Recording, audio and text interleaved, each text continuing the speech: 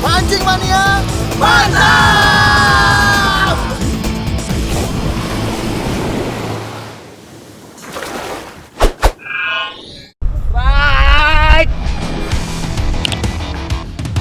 Sobat Angler, beragam ikan pernah didapatkan tim Mancing Mania dari seluruh Nusantara. Namun tentunya, ikan-ikan berukuran jumbo selalu menjadi target istimewa. Ini dia ikan-ikan kelas beratnya Mancing Mania.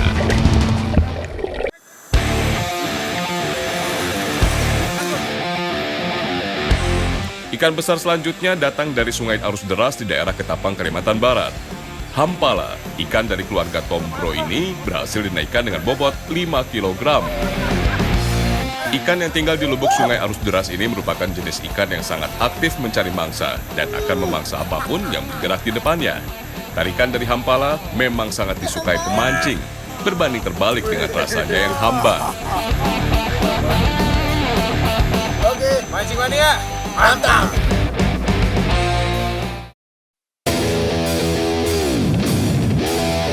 Di kedalaman 150 meter, tim Mancing Mania mendapatkan sambaran dari oarfish. Ikan unik yang satu ini biasa aktif pada malam hari. Ikan yang menyerupai layur ini merupakan jenis ikan laut dalam dengan kedalaman hingga ribuan meter. Selain bentuknya yang unik, ikan ini juga menjadi satu-satunya ikan yang pernah didapat tim Mancing Mania dengan bobot 7 kg dan panjang 2 meter. Uniknya, kemunculan oarfish ke permukaan dianggap sebagai petanda timbulnya bencana alam. Anda percaya? Lihat, cantik sekali, lihat. Ini laut dalam ini.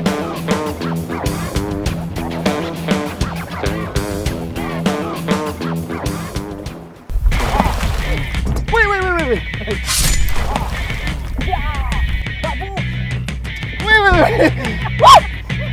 Rekor selanjutnya kita punya toman nih. Ikan top predator air tawar yang didapat Cepi Anwar ini mempunyai berat 7 kg. Di dunia, rekor toman dipegang oleh pemancing asal Malaysia dengan berat 13,6 kg. Untuk memancing ikan-ikan ini kita butuh persiapan ekstra nih. Seperti pengalaman Cepi di Kalimantan, karena tidak membawa jaring, treble hook tersangkut di tangan pemancing yang membantu Cepi menaikkan toman ke atas perahu. Toman yang terkenal agresif bergerak saat hendak dinaikkan ke atas kapal.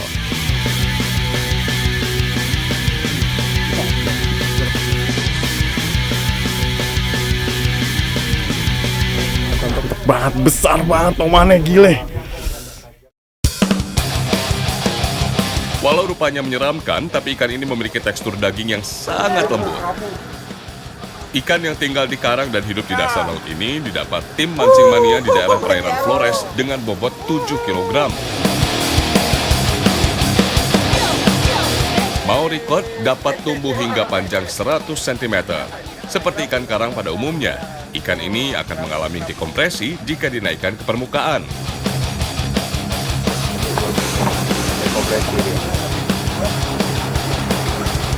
Mancing Mania, mantap. Selain ikan laut, tim Mancing Mania juga pernah mendapatkan ikan besar yang bermukim di air payau. Black bass, salah satu ikan predator dengan tarikan yang sangat dahsyat. Ikan ini juga merupakan favorit pemancing dengan teknik casting. Di Kaimana, seorang pemancing yang berasal dari Cina berhasil mendapatkan black bass dengan ukuran hingga 14 kg. Penyebaran ikan black bass hampir ada di seluruh wilayah Indonesia.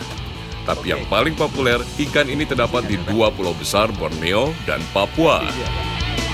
Mantap, mantap, mantap!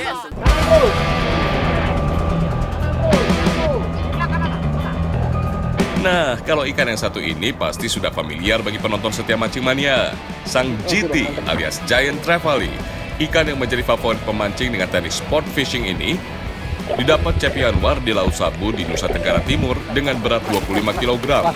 Walau bukan ikan yang sulit ditemui, tapi Giant Trevally dengan berat lebih dari 20 kg sudah sangat jarang ditemui. Ada yang unik nih dari si Giant Trevally. Ikan ini akan berubah warna menjadi hitam jika telah masuk musim kawin. Mancing Mania, mantap! Rejua mantap! Selain lebih agresif, Black Trevally juga sangat jarang ditemui.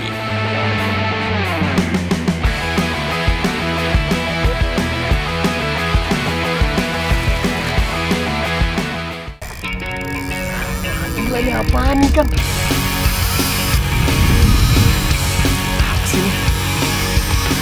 Dogtooth tuna, predator yang lebih agresif pada malam hari, sudah sangat sulit dijumpai dengan ukuran yang besar.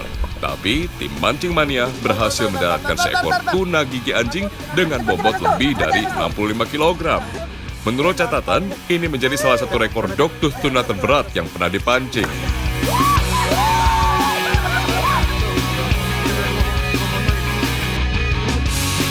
Mancing Mania, mantap! Mantap!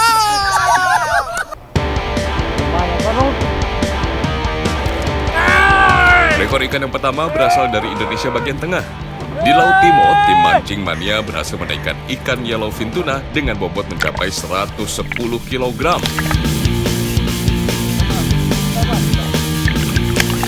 Di Timor sendiri, yellowfin tuna sering dijumpai dengan bobot yang super besar. Yellowfin tuna merupakan salah satu jenis ikan pelagis yang selalu bergerak ke perairan hangat untuk mencari makan. Mancing Mania semakin mantap.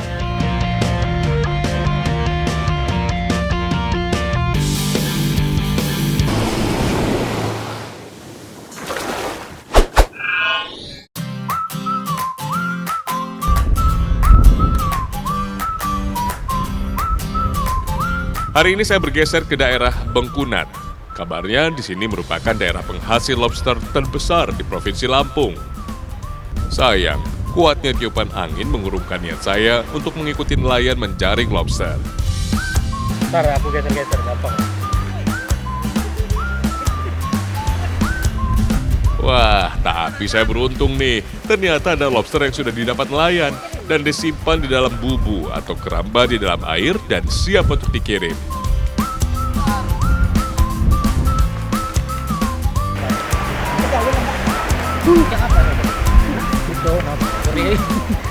Jadi ini namanya apa bang? Keramba? Keramba. Nah jadi ini teman-teman nelayan nih dikumpulin dulu di keramba. Jadi kalau udah banyak banget, kalau udah banyak banget baru diangkat. Jadi yang udah dikumpulin berapa lama nih bang biasanya ngumpulin gini bang? Seminggu? Seminggu ya? Banyak seminggu banyak. Banyak banget isi kerambanya.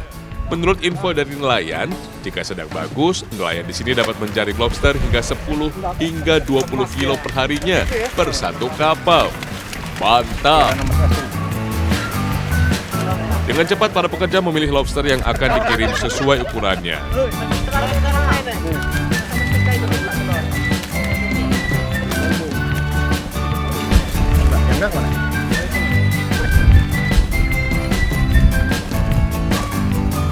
Lebih bang.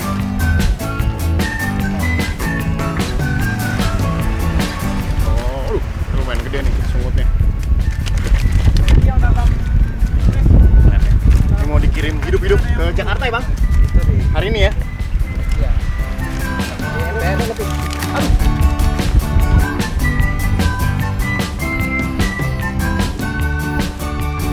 Setelah ditimbang, lobster dimasukkan ke dalam tong yang telah berisi oksigen untuk dikirim ke Jakarta melalui jalur darat.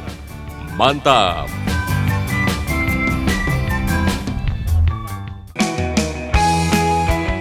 Sepertinya kurang lengkap nih jika saya tidak mencicipi kuliner lobster khas Lampung. Seperti biasa, bukan masakan Indonesia namanya jika tidak menyiapkan berbagai macam bumbu. Kita mau masak, pastinya masak khasnya Bengkunat nih. Kita mau masak lobster ya, Mbak. Seperti biasa, bumbu dapur seperti bawang dan kawan-kawannya dihaluskan terlebih dahulu. Mas, apa namanya, daripada ngeliatin saya ngulek, mendingan belain itu. Okay. Udang lobster. Udang lobsternya ini Ya. jadi lobsternya udah direbus duluan nih sama Mbak Leni tadi. Jadi katanya biar lebih cepat kita proses masaknya. Hah? Cuma belah lobster? Siapa takut? Kita pakai ininya juga lobsternya yang 2 ons nih Mbak, yang ukuran emang boleh diperjualbelikan ya Mbak.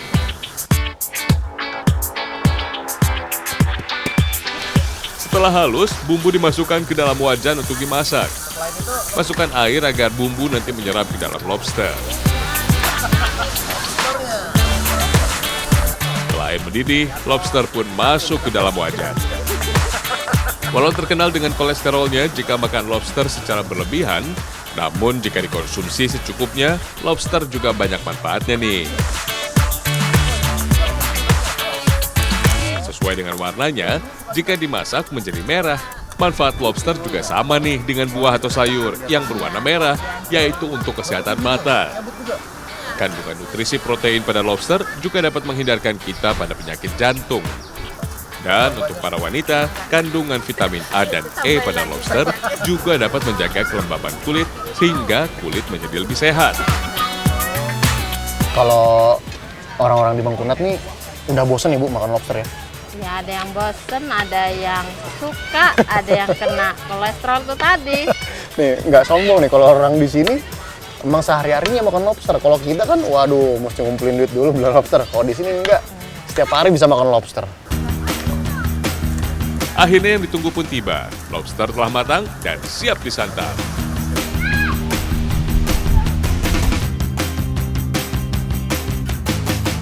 Udah jadi nih masakannya Mbak Leni. Apa tadi namanya Mbak? Lobster peros masin. Lobster pros masin. Wah emang susah. Pokoknya makanan khasnya dari Bangkunat. Mancing mania? Mantap!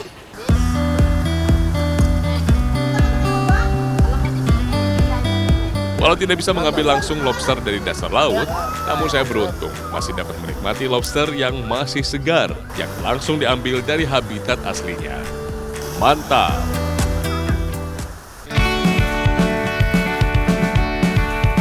Kali ini saya bergeser ke daerah Pesawaran di Lampung. Ada yang unik nih, saya mau mencari kerang yang hanya ada di pantai yang masih alami dan belum tercemar. Penasaran kan kerang jenis apa? Makanya ikutin Mancing Mania sampai habis ya. Hari ini saya lagi di Pulau Lahu nih di Lampung. Saya sama Mbak Anita, kita lagi cari apa nama kerangnya Mbak? Namanya remis. Namanya remis. Iya. Jadi ini manfaatin air laut yang lagi surut ya Mbak. Iya. Kita bergerak cepet mau cari remis. Ini katanya enak banget nih kalau dimasak. Jadi nanti habis dari sini saya sama Mbak Anita deh mau masakin saya remis. Warna cangkang yang sama dengan warna pasir dan ukurannya yang relatif kecil membuat saya harus jeli nih untuk melihat remis untuk diambil. Beberapa pantai yang masih alami, yang belum tercemar ya Mbak ya. Tercemar itu ada, tapi kalau yang udah tercemar katanya nggak ada. Jadi bagus juga nih ternyata si remis ini bisa jadi indikasi pantainya udah tercemar apa belum. Jadi kalau memang belum tercemar pasti banyak banget remisnya. Wah, ternyata tidak terlalu sulit nih mencari makanan sehat ini. Hanya dengan menyapu pasir, remis akan muncul ke permukaan. Namun, waktu untuk mengambil remis tidak terlalu lama. Kita hanya dapat memanfaatkan waktu surut air laut untuk mencari remis di pasir. Kalau biasanya kerang-kerang ini kan hidupnya memang di dalam air ya. Jadi kalau si remis ini malah dia naik ke darat. Jadi nggak jauh sih dari si air lautnya. Jadi dia di tempat-tempat yang sedikit agak lembab. Sepertinya mencari remis menjadi salah satu kegiatan yang saya suka. Karena hampir seperti bermain pasir di pantai. Wah, tidak terasa. Hanya sebentar saja, saya, Anita, Dartim, dan Hanafi sudah mengumpulkan remis hampir 1 ember. Dan sepertinya sudah cukup nih untuk diolah menjadi masakan. Penasaran saya, bagaimana rasa kerang yang jika dilihat lebih mirip dengan kacang ini? Tadi kita udah ngambil remisnya nih. Sekarang kita mau masaknya nih. Jadi Mbak Anita mau masakin saya 2 masakan, bener Mbak? Iya, oh, 2 masakan. 2 masakan. Yang satu simple banget, katanya cuma main rebus-rebus aja. Yang satu agak sedikit istimewa nih. Yang istimewa nanti dulu, kita mau yang simple dulu ya Mbak ya? Iya. Wah, masakan pertama simpel banget nih. Bumbunya hanya bawang putih dan garam saja. Dan direbus bersama remisnya. Wah, penasaran saya rasanya seperti apa? Menurut beberapa orang, remis dipercaya dapat menambah stamina orang yang memakannya. Wah, kalau gitu saya harus makan banyak nih. Ini nggak lama ya Mbak? Enggak, Berapa menit? 2 menit sudah matang. 2 menit udah matang? Sudah matang. Oh. Setelah terlihat cangkang dari remis mulai terbuka, itu pertanda remis sudah matang dan siap disantap. Mantap! Ini dia, Masakan pertama cepet banget, singkat banget, terus gampang banget buatnya. Cuman bumbunya cuman bawang Bawang putih putih doang aja. sama garam. Wih, ini udah jadi masakan pertama. Kita mau masak yang kedua. Iya, Nah, yang kedua apa nih, Mbak?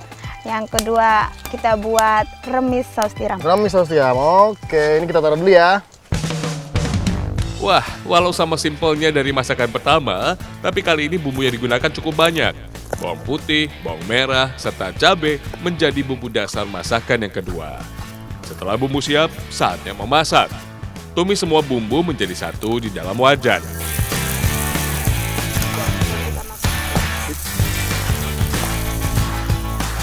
Setelah air mendidih, remis pun dimasukkan.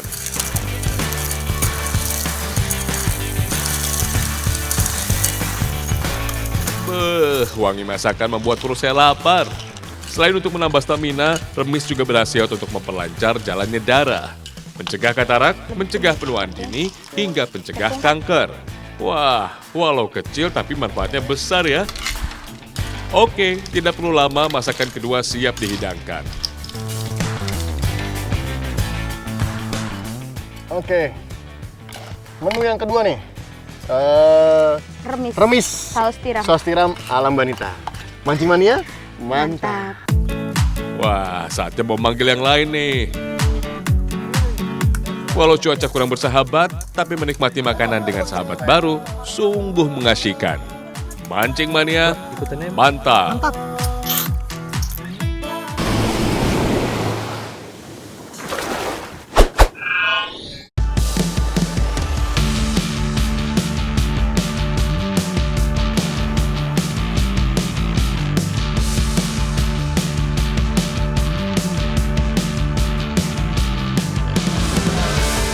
Ini saya mau giot aku ikan kerapu. Wah.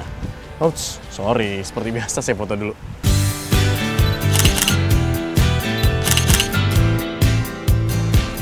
Oke.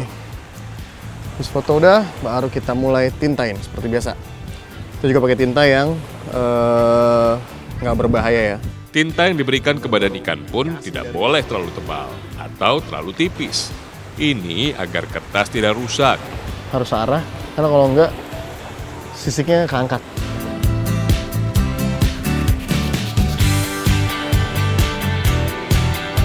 Tempelin ya.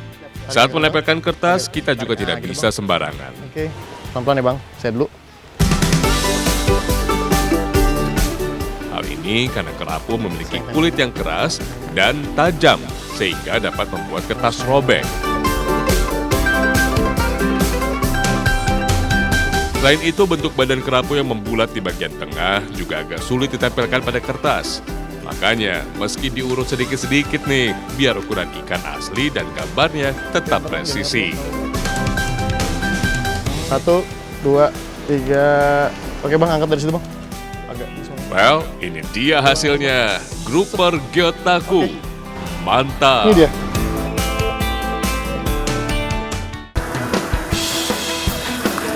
Saya akan buktikan nih kalau ikannya aman buat dikonsumsi. Tapi sebelumnya Dodi saya kasih kerjaan dulu nih untuk bersihin ikannya. Maaf ya Bang.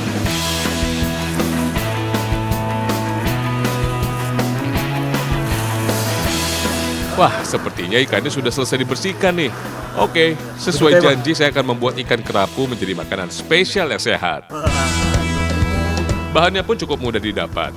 Hanya perlu siapkan bawang merah, serai, cabai, jeruk limau, serta minyak kelapa. Kemudian campur potongan bawang merah, serai dan cabai dan ikan di dalam wadah. Tenang, semua jenis ikan termasuk kerapu, kalau yang masih segar kayak gini, gak amis sama sekali kok. Makanya cocok banget kalau dijadikan makanan semi sushi seperti ini.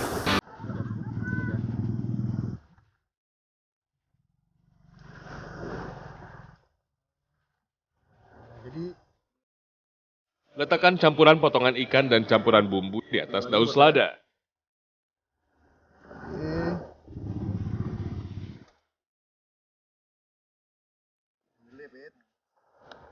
Nah, sudah siap dinikmati deh. Gampang kan?